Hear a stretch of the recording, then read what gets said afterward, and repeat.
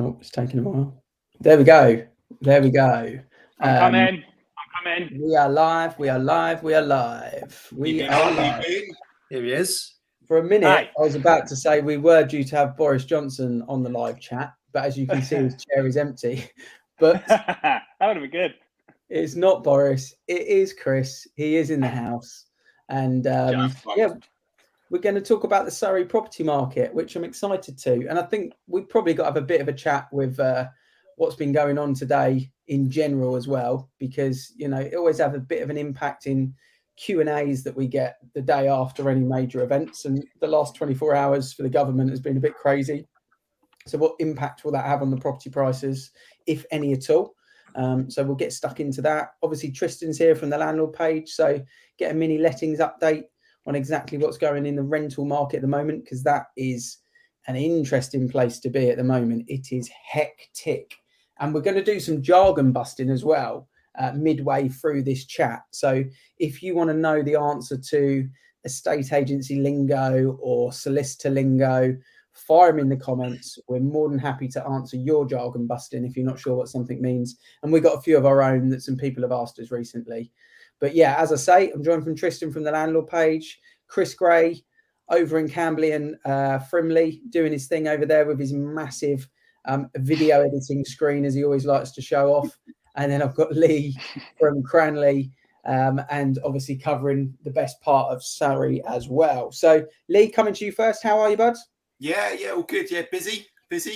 Sun is out, which always makes everybody feel so much better, and properties always look so much nicer in the sun. So yeah, out and about, get some pretty photos of some lovely houses. So yeah, all good.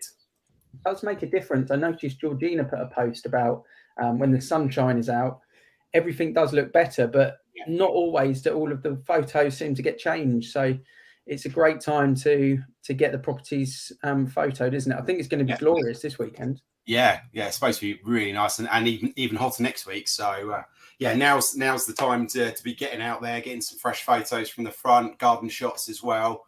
You know, the sun is shining, blue sky, refresh. It's going to make a huge difference. Good stuff. Janet's joined us. She says hello.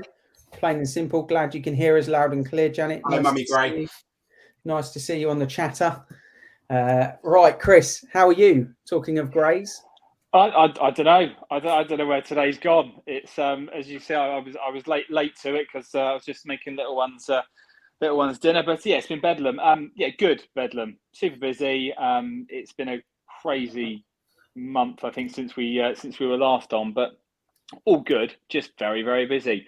Could do with a few more hours in the day, which I think I say every single time, actually. But yeah, all good and busy. Sign of the market, hey? Sign of the market. If it's still hectic, busy, viewings, listings, a bit of everything? Yeah, I'd say so. I'd say listings were super strong last month over here. They've already been super strong already this month. Viewings, I'm seeing slightly less viewings at the moment. You know, along with the actual time it's taking to get a deal agreed, a little bit longer as well. Not dramatic, but you know, it is very busy, as I keep saying. But I think, you know, with the slight sort of adjustments that the market seems to be making at the moment, I think it's having a bit of an effect. Not necessarily in a bad way. Okay. Yeah. So it's feeling like the tweak and the changes is positive for the market, and we'll touch on that, I guess, a little bit more in your mini update when we talk about Camberley and Frimley. I've just put in the comments here, if you can hear us all okay, because we are streaming across multiple channels, just drop us a like, drop us a hello, just so we know you're there. If you want to drop a like, then we obviously don't know it's you. So if you want to say away from the limelight, feel free to do so. If you want to get into the limelight, drop us a question or a comment, and we would love to respond to it live. Tristan, you are in HQ. I am. Podcast behind me, studio there, which we've all been waiting for. So what's out on Friday? What's out tomorrow?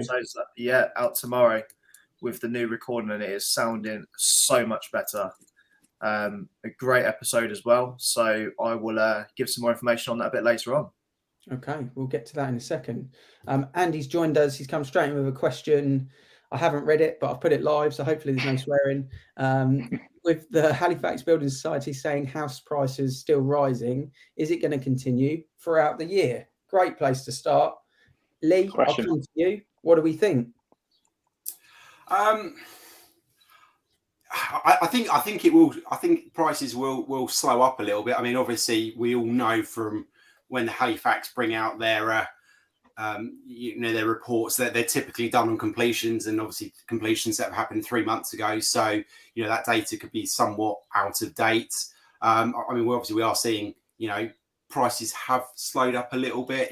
I think we were saying a couple of weeks ago that generally across the board, things have slowed up a little bit. So yeah, no, I don't think house prices will continue to rise throughout the year. I think we will see, certainly end of the summer, I think prices will start to just tail off a little bit.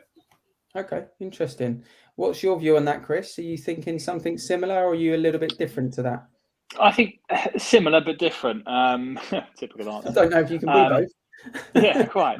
No, I think this trajectory that we've been on for the last 2 years has certainly, from where I'm sitting, has 100% stopped. I think we're definitely entering a period of stability. It's level. I think it's definitely leveled off. What's going to happen over the next 3 to 6 months will be very interesting. I think I am certainly still seeing a lot of reductions on a daily basis across GU16 and GU15. Okay, brilliant. Sorry, the daughter. And that's completely thrown me. But no, I am seeing a lot of reductions on a daily basis between GU15 and GU16, and I think some adjustments are being. I think the market's adjusting a bit. I don't think it's going to be crashing down, but there's a bit of evidence there to say that it's likely to potentially dip a little bit without trying to be too committed. But as I say, I just think it's taking a bit longer to sell properties at the moment. So rather than some agents sort of after 2 weeks are sitting there saying, right, price reduction, it's not sold because the market it should have sold by now. I don't think we're in that market now. I think we're in a market where it's 2 to 4 weeks. Is really when you should be looking at things and reviewing things should something not necessarily have sold by then, or depending on the interest levels you've got. So yeah, I do agree to a certain point with Lee, but obviously our areas are a bit different anyway, and it's a bit more higher volume over here than it is over out in the sticks there in Cranleigh.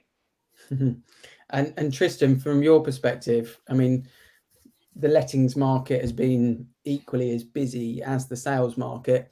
Are you expecting rents to rise for the rest of the year? I think ours is slightly different to the sales guys. Like I said, they're starting to see it a bit steadier, it's slowing down. If anything, I found it a lot busier. I've launched in the last 10 days, I've launched 3 properties, and everyone had sort of 15 plus viewings on. And people are bidding way over the asking price, which just tells me the sheer volume of demand out there is crazy. So I think my personal prediction is rentals will continue to go up. People are paying way over the odds because they're missing out on far too many properties because of the lack of stock. But from the sales side, I think they will ease off, and I think there will be a slight increase, but I just think it will slow down slightly in terms of how quickly they sell. Okay. Good. Interesting. Good stuff. Shams joined us on YouTube. Hello to everyone that's watching on the YouTube channel. Thanks for jumping on. Got a question in here. I think I know what he means. It says, is the generationally mortgage a good thing? I think he means the generational mortgage, which is effectively a mortgage product, which means if you've got a grandparent or a parent that's, let's say, got a good deposit or good earnings, they can now jump into that mortgage and effectively become part of that mortgage to help their grandchild or child get on the ladder. And if that is what he's talking about, is it a good thing?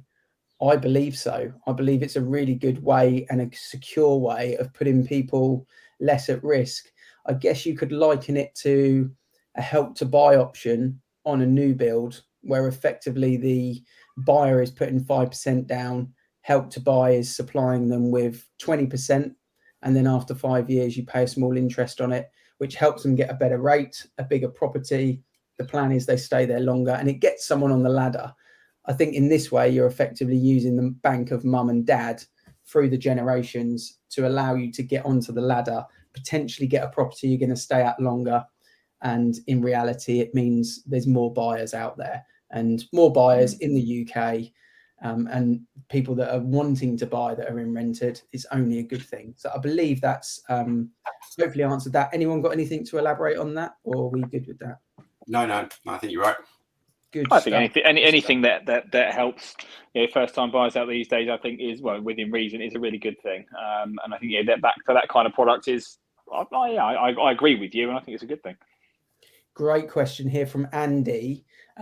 If you had to hand pick the perfect property to sell, Chris, in Surrey at the moment, what could you sell from just picking up your phone and sending 2 WhatsApps right now? 5-bed detached for £1 million in Camberley. 5 of them would be great. Sham saying thank you, thumbs up. Appreciate it, Sham. 5-bed detached in the middle of Camberley. Yeah, town centre Camberley, Park Avenue, Kingsley Avenue, Parkway, Park Road, Teckles, all Branksome Hill Park Road, Branksome Hill Road, all those areas at the moment, massive in demand and not enough. Okay. Exactly what I would have said. What's that? It's exactly what I would have said for lettings. 5-bed detached around that location. It's just the market around there, so many people need them. Yeah, the last one I had a couple of weeks ago, first viewing, done. Okay. Place to be. Lee, what about yourself? I know you do a lot of work in Farnborough, but then you also do a lot of work in Cranleigh. What would be the kind of ideal property for you in the village? I think for me at the moment, I mean, I'm really crying out for people who are looking to sell in 4-bedroom detached modern properties. And we've got a couple of nice housing estates that have been built for like 4 or 5 years now that are starting to turn walking distance to the town centre. So yeah, I mean, 4 beds, 4-bedroom detached, anywhere between sort of 750, 900 is your sort of typical sweet points at the moment. And yeah, I mean, I've probably got 5, 6, 7 buyers I can think of off the top of my head that if something like that came on the market tonight or tomorrow, I could literally have 5, 6, 7 viewings booked in by the weekend. Okay, interesting stuff. Yeah, it's good to know what is popular out there at the moment. So yeah, good question there, Andy. Like it a lot. And it's interesting that Tristan and Chris are both kind of on the same page for that type of thing. So just coming back to Camberley and Frimley, generally speaking, I know you kind of mentioned you've had a hectic day, Chris, but what is the market like in sort of summary over there at the moment? There's certainly more coming on. I think we've seen over the last month, as I said earlier, June was a big listing month. It was a big sales month as well. It balanced out very, very well. But I'd say at the moment, July is looking very much similar to the same. 2 deals agreed yesterday, 3 listings this week. So, it's looking very similar. As I say, I do think it is price sensitive. There is quite a lot coming on, and I think, but as I said earlier, I'm seeing more properties being reduced in price, and whether that's reflective of the competitiveness amongst agents, where unfortunately it does still happen, not massively, but some overpricing is going on.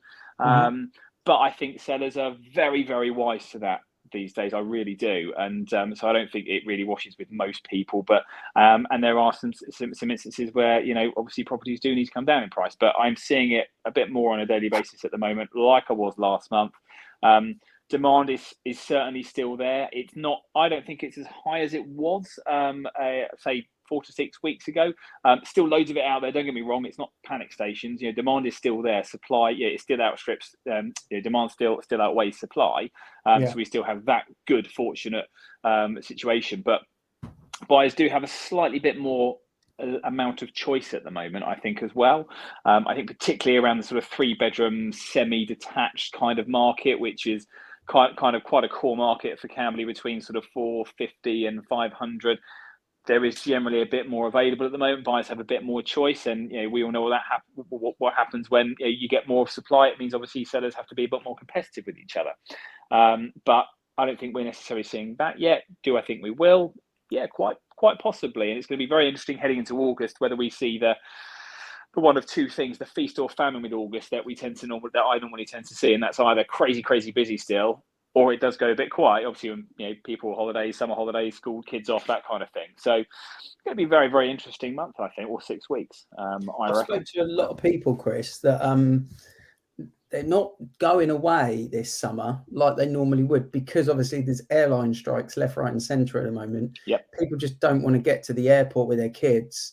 We mentioned it's hot at the moment, but just all that stress and hassle. So it does seem like potentially we'll see a few more people locally. And as we know, people have got a bit more money in the pockets at the moment, which is great. So hopefully it's a positive summer in general. Yeah. And I think great update there. It's interesting to hear what's going on in Camberley and Frimley, because when we had Mike Childs talking about Buckinghamshire the other day and what's going on in High Wycombe, some similarities starting to show region to region, which is quite interesting. So yeah, appreciate that. Thank you.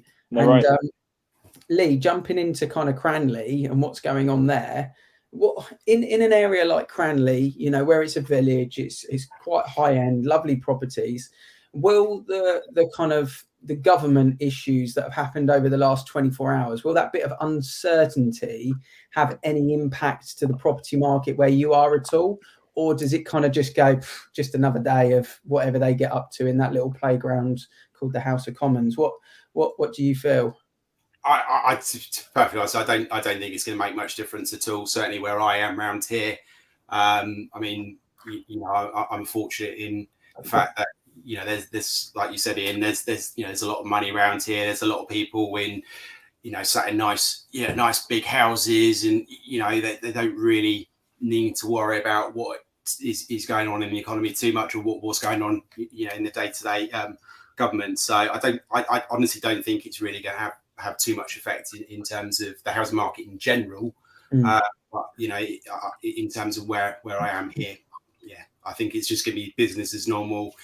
People are out there, obviously, like Chris said, there's obviously a number of people going on holiday, but I've already seen it in terms of what you said, Ian, that actually a lot of people are either having staycations, staying in the UK rather than going abroad. So they're either going away for sort of long weekends or a week at a time.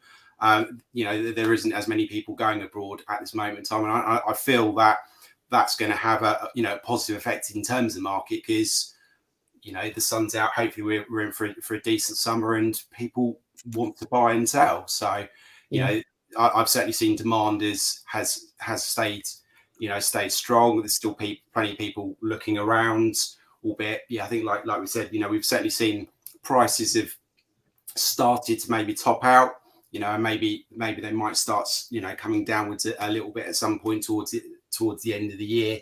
But people want to buy. So on that point, Lee, when people say that kind of, they think prices might come down towards the end of the year, do you mean they will increase at less of a rate? Do you mean we'll go from an 8% growth to a 2% growth? Or do you think someone that's buying a property today at 500 grand might have a property worth 485 in December? Just to clear, because sometimes people misunderstand what we're talking about when we say slow down. I think the prices will slow down in terms of the rate they're going up.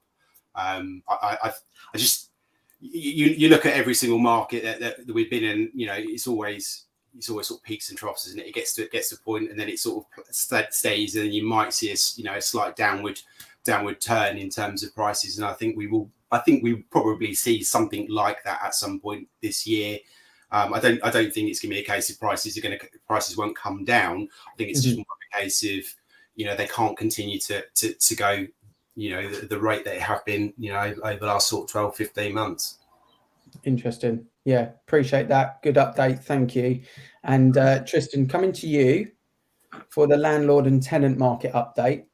Yeah. Obviously, Surrey chat. Surrey, not sorry. Love that.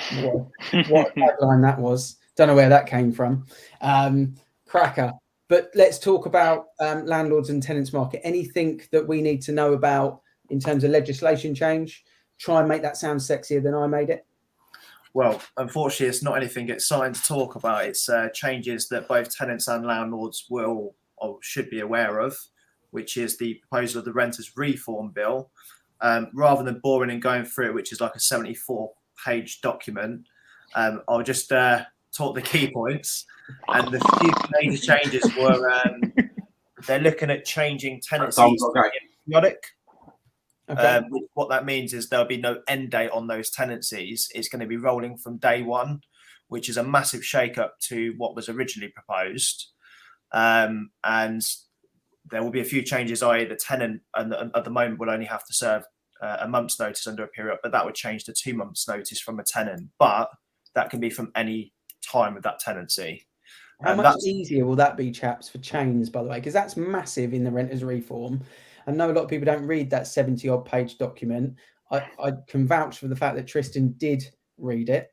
And effectively what that means is they're just not going to be any fixed term tenancies anymore. So when you're in a transaction and that tenant says, oh, actually, I can't complete on that date because I'm still in contract in my tenancy for 6 months, that will never be a problem again because they've just got to give 2 months from day dot. Hello, Mike. So, yeah. Hopefully that is Mike. We can't see his head. There he is. There he is, going downstairs in the new HQ. It's a big building. It is a big building. But yeah, that's going to have a big impact, Lee, right? I would have thought. Yeah. Oh yeah, definitely. Yeah, it's going to make things a lot easier, isn't it? Where you certainly from a point of view of trying to negotiate, completion dates, whereas typically, we're always trying to tie it in when that a tenant's got to give month notice, 2 months notice, or whatever it is, sort of trying to tie it in so that the completion happens perhaps a couple of weeks before the end of their their end of their notice date. So not to have that is going to be it's going to make our lives so much easier. We're trying to sort out the dreaded completion dates. I must change my clock to the right time. Tristan, sorry to take the limelight off you there. Anything else that's exciting to know from the renters reform, buddy? The only other sort of key point I'd say would be the notice period. So they're looking, obviously, they've been talking about revoking the Section 21 notice. So that's obviously on the proposal as well, which what that means is, for those that don't know, is Section 21 is a no reason notice to get your property back. So that will be eliminated. And then you'll have the Section 8 notice, which is the grounds to get the property back, which are normally mandatory grounds like rent arrears and so forth to get it back. But what they're looking to do is adding clauses to make that easier to get your property back in the event of selling the property or you wanting to move back into the property. But there are going to be some additional clauses, like you can only move back in if you previously lived in the property. You can't just say, I'm going to do that and then put it up £400 extra in rent because the price has gone up.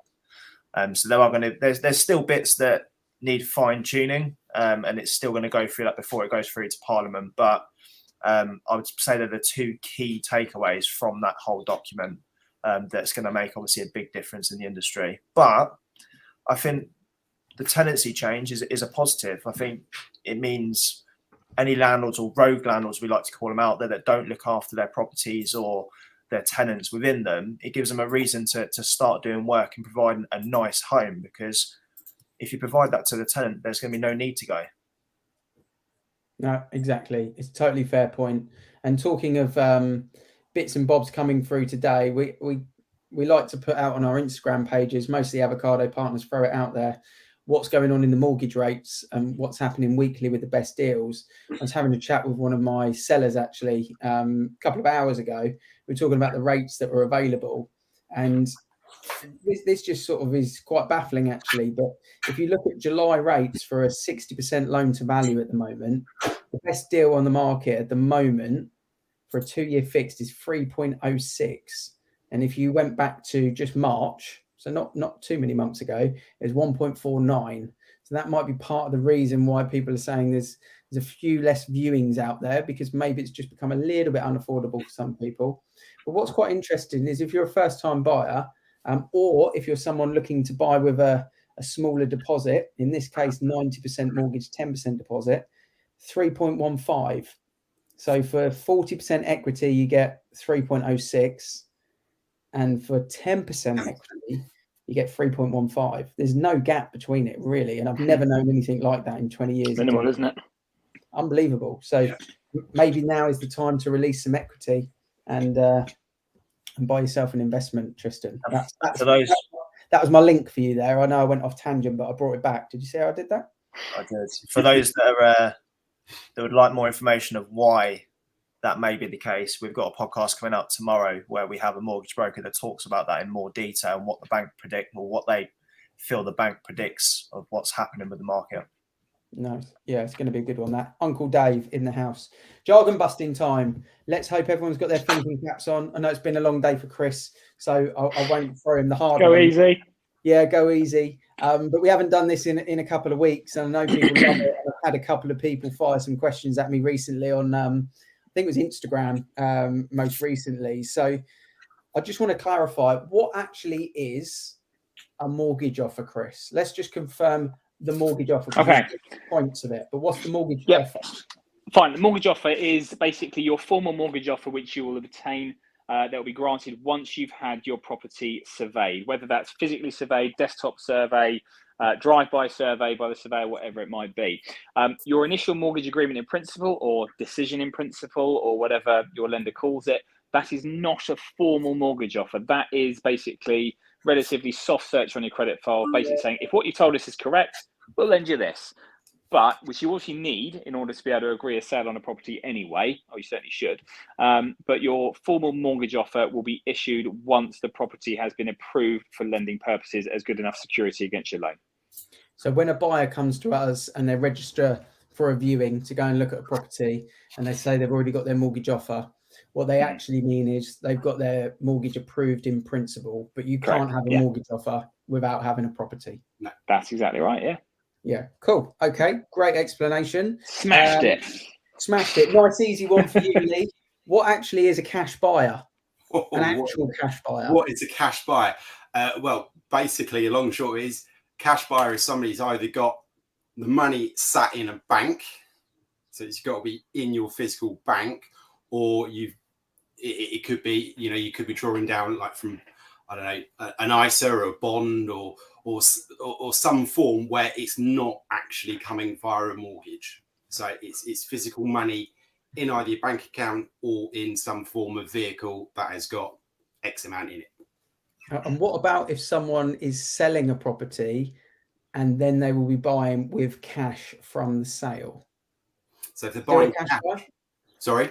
Still a cash buyer, or just slightly different phrase? Well, there's still a cash buyer, but all the equity is coming from the property. So as long as what they're buying is less than what they're selling for, or the amount of equity was in that property, basically can buy that property that they're purchasing outright, then they're a cash buyer. There's no mortgage or anything involved. Good, because I think it's important that people explain that right. Sometimes we get the cash mortgage buyer, don't we? Yeah. You may have a mortgage approved. It's not in your bank, so you're not a cash buyer just yet. Not be physically in your bank. Tristan, relatively new one out there, but good for tenants and landlords and just generally people to know. What is an EICR? So an EICR is an electrical installation condition report. And this is basically the fixed wire of the property where they'll check to make sure it's safe in order to rent the property. They last for 5 years from the day the test is done, and it is a legal requirement to rent a property. And on that report, will come back with one of 4 things or 5 things. It'll become pass, fail, or it'll come C1, C2, C3, or FI, which is further investigation. So anything that's a C3 is recommended, not mandatory, and C1 and C2 is something that needs to be done. C2 needs to be done within 28 days, and C1 is mandatory. And roughly how much is that going to cost the landlord to get done? It depends on the size of the property, but ballpark figure 175 plus VAT. Okay, and lasts for 5 years? Yes. Not too bad. That's just for the report. So if there is works to be done, then, typically they don't flag up, but on older properties, then they may require some very minor work. Okay. And Chris, coming back to you, what actually is a chain? Because we talk about it in the industry all the time, but sometimes people don't actually understand whether they're in a chain, not in a chain. Is everyone in a chain? What is the chain? Correct. Okay. Well, from one's own personal perspective, you are in a chain if you have a related sale. If you are selling a property or you are dependent on the funds of a property that is being sold, then that is a part of a chain. The bottom of the chain is a chain-free buyer, so first-time buyer, cash buyer, investment buyer, whatever it might be. But a chain is essentially built from a chain-free buyer at the bottom until we have a property that is vacant or we have sellers that are vacating, whatever the situation might be, but where a property is being sold with no onward purchase. Now, chains can be anything from 2 or 3 links to I've had a 15-link chain before. It took me a year to get through. That was fun. But at the same time, yeah, I say probably on average, your average chain is probably about 3 or 4 links, I think, at the moment, from what I'm seeing. So yes, a chain is basically exactly what it says. It is a chain of buyers and sellers all moving along the transactional process together, who then exchange and complete mostly at the same time. Because a lot of people often think once they're sold to a first-time buyer, they're chain-free, but actually they're just in a small chain. Yeah. Yes. Yeah. Still part of the chain. And it's all the different property links. Mike, we thought you'd left. You've come back. Hello. He just wants to get on camera. Yeah, he's desperate to get on camera. And then Lee, over to you. Last one of these. Actually, I've got one more. Searches. What's the importance of searches? When do they come in, and what actually are they? Without going into the detail of searches, but roughly when do they come in? Who pays for them, and what's significant? So basically, the searches are done by your solicitors. What's my gut? He's off to do. He's a random ladder. I think one of the competing agents took on a rocket, so he's going to go and bring it down from the tree. Yeah, so basically the searches are done via your solicitors. So you have a local search, drainage search. So they're done typically probably about 2 or 3 weeks actually into the transaction, paid for by the buyer. So your solicitor will basically send you an invoice for them. Typically, I don't know, they're a couple of £100. They take anywhere between 7 and 10 days, depending on the local authority. So the search will bring up things like if there's any big building planning applications that have gone in for big housing developments nearby, if there's any, if you're on a floodplain or anything like that. So it's just general information about the property that you're buying and the local area that the property sits in. And I think for sellers, it's always been, they've always found that once a mortgage valuation is booked, peace of mind. But I think in this climate, actually knowing your buyers paid for searches and the solicitors requested them, from a time perspective, from a finance perspective, it's about the same. 300 quid searches, 300 quid mortgage valuation. Yeah. But for me, when I'm sales chasing, I want to know the searches are done as quickly as possible, because it's the legal work, not the mortgage offer, that actually is holding a lot of things up at the moment. So also from the seller's perspective, it shows commitment from your buyer as well. If they forked out the £300-400 to get the mortgage valuation done, they've forked out £300 for the searches, they've been ordered via the solicitors. Your buyer's already spent a nice sum of money, so that it should give your seller peace of mind that it's all moving in the right direction. Yeah, good stuff. And Tristan, what's a CPE? Do you mean EPC? Yeah, he's on the ball tonight. Yeah. You can't fool him. So it's an energy performance certificate. This tells you how energy efficient your property is, and it's a requirement to sell or rent property. They last for 10 years. And on that report will show you how efficient the property is, how much it can be improved by, recommendations of what you can do to reduce those costs, and rough costs of how much it would be to change things, or, for example, have installation or roof installation installed, the rough price of how much that would be to do that.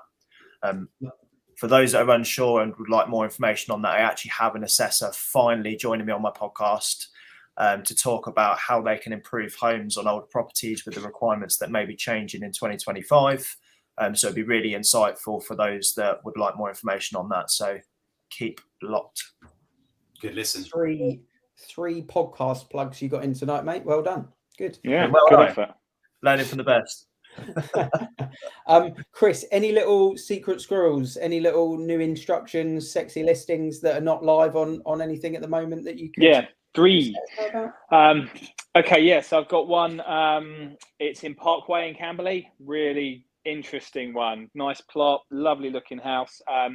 4 or 5 bedrooms. Also, good bit of potential with this one as well. Could actually be a bit of a project as well. And that's going to be probably about 950 to $1 million. That's coming up in about 2 weeks. I'm launching a stunner tomorrow in King's Ride in Camberley. Beautiful 4-bed detached house, which is going live in the morning. It's all scheduled in for. And took on today another 4-bed detached in Frimley Green on Frimley Green Road. Again, lovely house, 120-foot garden, loads of parking, 4 beds, 2 baths. That's 650. Right on the doorstep of the local schools, good local schools as well. So yeah, 3 absolute corkers coming up, plus a couple other ones as well, which I won't mention yet. But so some good ones. Keep tuned. That last one, I think I watched your Beat the Portals on your Facebook page for. Is that the one? That's it. Yeah, the one that was on earlier. Yeah. Yeah. So if anyone's interested in that, check out the Beat the Portals post that Chris did live earlier, and then obviously follow your page. What is the actual URL for your page, Chris? It's Chris Gray Avocado Property. Nice and easy. Yeah, follow that for the plot, because I'm interested to see that. Not that I'm going to be buying a 950 plot over there. Come and have a look at it if you like. There's a viewing booked right there. Yeah. There we go. Mate. They say we don't know our buyers. Lee, what about yourself? Any little secret ones to tell us about? Yeah, I've got a should be launching early part next week.